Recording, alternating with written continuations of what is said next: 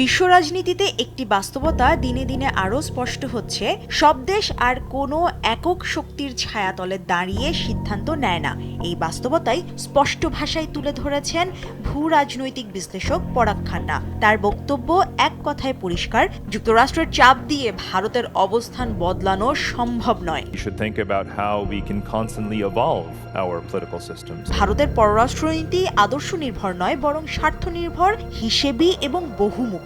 এটাই মূল পার্থক্য বলে মনে করছেন পরাগ খান্না। পশ্চিমা বিশ্ব দীর্ঘদিন থেকে ধরেই নিয়েছে গণতন্ত্র মানেই পশ্চিমা অবস্থান, মিত্রতা মানেই নির্দেশ মানা, কিন্তু ভারত সেই ধারণা ভেঙে দিয়েছে।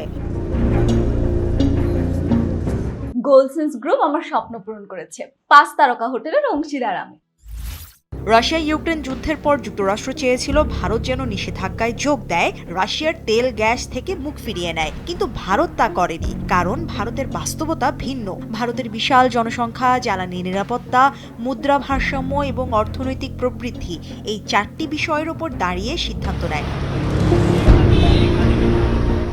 পরাগ খান্না বলছেন, এই আচরণ ব্যতিক্রম নয়, এটাই এখন নতুন বিশ্ব ব্যবস্থার নিয়ম। তিনি একে বলছেন মাল্টি অ্যালাইনমেন্ট, অর্থাৎ একদিকে যুক্তরাষ্ট্রের সঙ্গে কৌশলগত সম্পর্ক, অন্যদিকে রাশিয়ার সঙ্গে শক্তি ও প্রতিরক্ষা সহযোগিতা, আবার চীনের সঙ্গেও অর্থনৈতিক যোগাযোগ। তিনি একে সুবিধাবাদ নয়, বরং এটাকে রাষ্ট্রীয় বুদ্ধিমত্তা হিসেবে আখ্যা দিয়েছেন।